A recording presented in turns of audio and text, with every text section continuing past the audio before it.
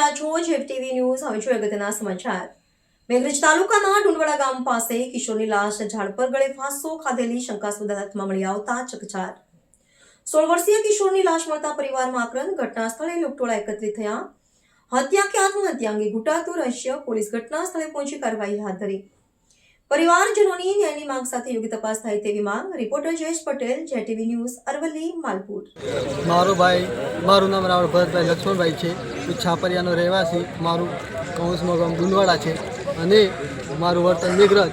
મારો ભાઈ સવારે ટ્યુશનમાં નીકળેલો અને એક બાજુનું ખેતર ખુલ્લે હતું. એમાં મારા પર 1 કલાક પછી ફોન આવ્યો કે ભાઈ તું જલ્દી આ જગ્યા પર આવ. હું શું થયું, અમને કોઈ મને જવાબ આપ્યો નહીં. અમે બધા ગામ લોકો, ડેરીના લોકો આ બધા ભેગા થયા, કુટુંબ સગા સંબંધી. ત્યાં તો ઝાડ ઉપર હતો. અમને ન્યાય મળવો જોઈએ અને સરકાર કાર્યવાહી કરે.